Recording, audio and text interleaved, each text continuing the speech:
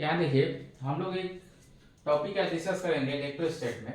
वो क्या है? Electric potential due two point charge. Electric potential due two point charge क्या होता है? हम लोग इलेक्ट्रिक फील्ड निकाल चुके हैं पॉइंट चार्ज के लिए। अब देखिए मान लीजिए क्यू चार्ज है, तो क्यू जो चार्ज है यहाँ से देखिए, क्यू जो चार्ज है ये क्या करता है? ये इलेक्ट्रिक फील्ड प्रोड्यूस करता है अपने सराउंडिंग में। अगर कोई चार्ज इसके सराउंडिंग में लेके आते हैं तो कुछ ना कुछ फोर्स एक्सपीरियंस करता है, और फोर्स एक्सपीरियंस करता है तो जो चार्ज इसके सराउंडिंग में लेके आते हैं कुछ ना कुछ वर्क किया जाता है उस पे, और जो वर्क उस पे इस पॉइंट पे लाने में किया जाता है वही क्या होता है? पोटेंशियल एनर्जी के फॉर्म में यहाँ पे जिस पॉइंट पे लेके आते हैं वो क्या होता है? स्टोर हो जाता है। अगर वही वर्क डन हम फाइंड आउट कर लें कि कितना वर्क किया गया, तो हम ये फाइंड आउट कर सकते हैं कि इलेक्ट्रिक पोटेंशियल उस पॉइंट पे due two point charge Q कितना होता है। तो देखिए इलेक्ट्रिक पोटेंशियल हम लोग डिफाइन कैसे करते हैं? इलेक्ट्रिक पोटेंशियल हम लोग डिफाइन कैसे करते हैं? तो देखिए किसी भी चार्ज के इलेक्ट्रिक फील्ड में अगर किसी पॉइंट चार्ज को किसी यूनिट पॉजिटिव चार्ज को उस पॉइंट पे लेके आते हैं, मान लीजिए यहाँ हमको इस पी पॉइंट पे इलेक्ट्रिक पोटेंशियल निकालना है, किसके कारण? इस चार्ज के कारण। तो हम क्या करेंगे, इस पॉइंट पे इन्फिनिटी से कोई यूनिट पॉजिटिव चार्ज को लाने में जितना वर्क किया जाएगा वही क्या होता है? Electric potential due two point charge Q होगा। तो अगर हमको इन्फिनिटी से इस पॉइंट तक लाने में कितना वर्क किया जाएगा यूनिट पॉजिटिव चार्ज को, अगर उसका मैग्नीट्यूड पता चल जाएगा तो हम ये पता कर लेंगे कि इस पॉइंट का इलेक्ट्रिक पोटेंशियल कितना होगा।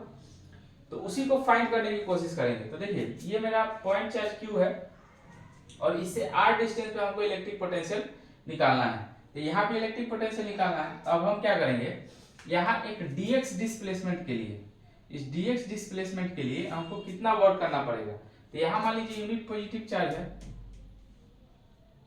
अब क्या करें, ये जो Q है इस पे किस तरफ फोर्स लगाएगा? बाहर की तरफ लगाएगा, और हम क्या लगाएंगे, इसको इस तरफ लेके, क्योंकि हमको यहाँ पे लेके आना है। अब देखिए हमेशा यूनिट पॉजिटिव चार्ज को इक्विलिब्रियम में रखते हुए इस पॉइंट पे लाने में जितना वर्क किया जाएगा वही मेरा क्या होगा?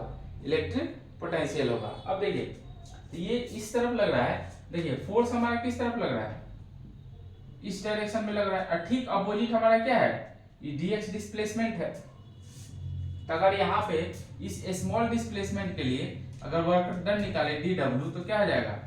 देखिए यहाँ पे फोर्स लगेगा यूनिट पॉजिटिव चार्ज पे, इस चार्ज के कारण कितना फोर्स लगेगा? 1/4 पाई एप्सिलॉन नॉट q, यहाँ देखिए, और यहाँ से यहाँ तक का डिस्टेंस क्या है?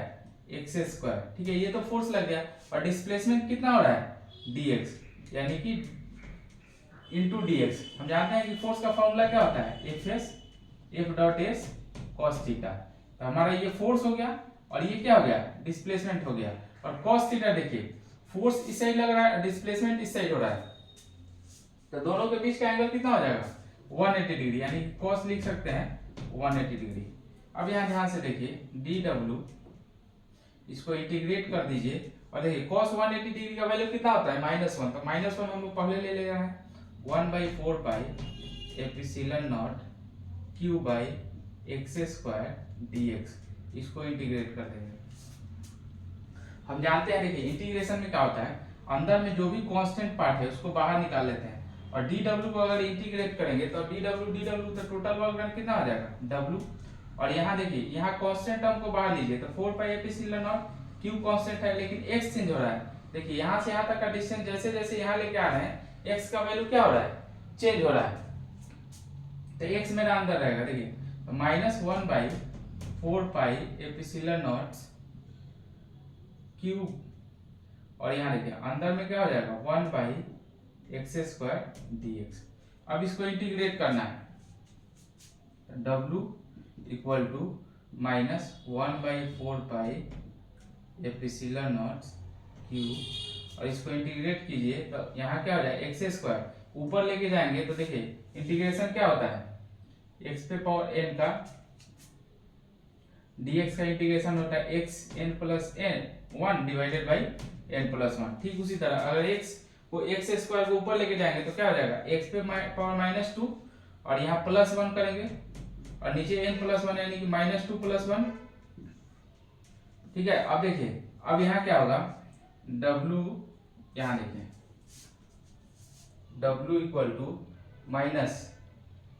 Minus q by 4 pi epsilon nought, यहाँ क्या आ जाएगा -2 + 1 यानी कि कितना आ जाएगा x पे पावर -1, और नीचे क्या आ जाएगा -2 + 1 यानी कि -1। तो -1 यहाँ आ गया, तो -1 और ये -1 को बाहर ले जाएंगे तो क्या हो जाएगा, कैंसिल हो जाएगा या प्लस हो जाएगा, यानी w इक्वल टू क्या हो जाएगा q divided by 4 pi epsilon nought, और x पे पावर -1 है, इसको कहाँ लेके आ जाएंगे, इसको नीचे लेके आ जाएंगे यानी कि x। तो ये मेरा टोटल वर्क डन हो गया।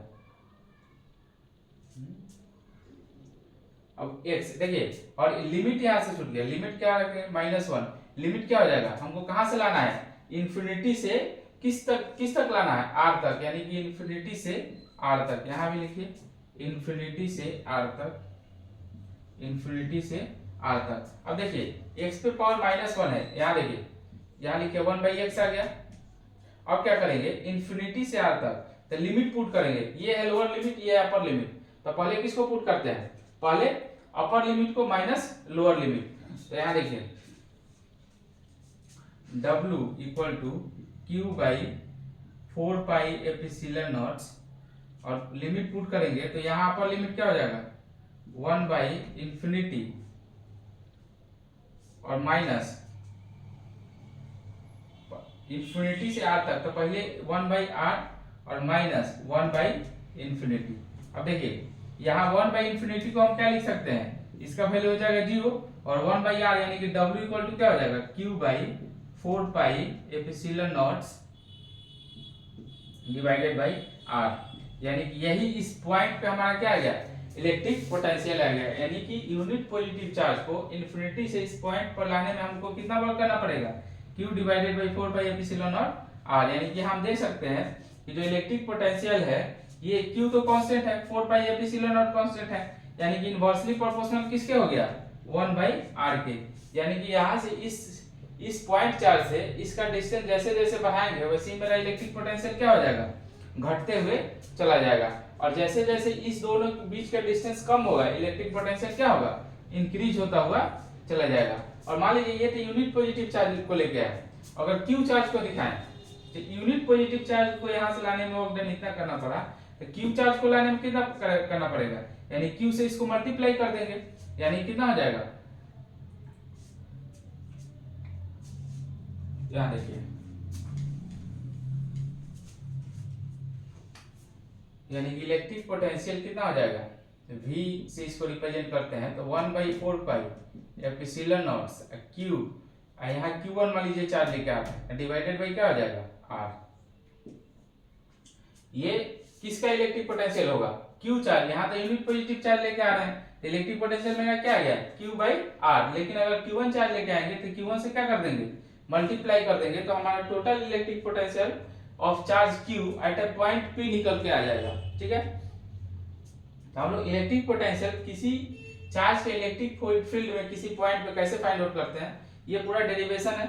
डेरिवेशन आप लोग एक बार इसको रिवाइज कर लीजिएगा, लेकिन फॉर्मूला याद रखिएगा, फॉर्मूला क्या है q by 4 pi epsilon nought q by r, हमेशा ध्यान दीजिएगा जिस पॉइंट पे निकाल रहे हैं और जिस चार्ज के इलेक्ट्रिक फील्ड में निकाल रहे हैं दोनों के बीच के डिस्टेंस जो होता है उसके इनवर्सली प्रोपोर्शनल होता है मेरा क्या electric field, sorry electric potential, यानी कि दोनों के बीच का डिस्टेंस बढ़ाएंगे तो इलेक्ट्रिक पोटेंशियल क्या हो जाएगा, घटता हुआ चला जाएगा। हम इलेक्ट्रिक फील्ड में क्या देखे थे, ये इनवर्सली प्रोपोर्शनल होता है किसके 1 बाई r स्क्वायर के, यानी कि यहाँ से जैसे जैसे आगे बढ़ेंगे तो इलेक्ट्रिक पोटेंशियल ज्यादा तेजी से डिक्रीज करेगा, जबकि इलेक्ट्रिक पोटेंशियल क्या होगा उतना तेजी से डिक्रीज नहीं करेगा, क्योंकि यहाँ क्या है r स्क्वायर के इनवर्सली प्रोपोर्शनल है इलेक्ट्रिक फील्ड, लेकिन इलेक्ट्रिक पोटेंशियल किसके प्रोपोर्शनल है 1 बाई r के, यानी कि अगर यहाँ से इस डिस्टेंस को दोगुना कर देते हैं तो मेरा इलेक्ट्रिक फील्ड कितना से घट जाएगा 2 का स्क्वायर, यानी कि 4 टाइम्स घटेगा, लेकिन यहाँ अगर दोगुना करते हैं तो इलेक्ट्रिक पोटेंशियल कितना घटेगा 2 टाइम्स घटेगा।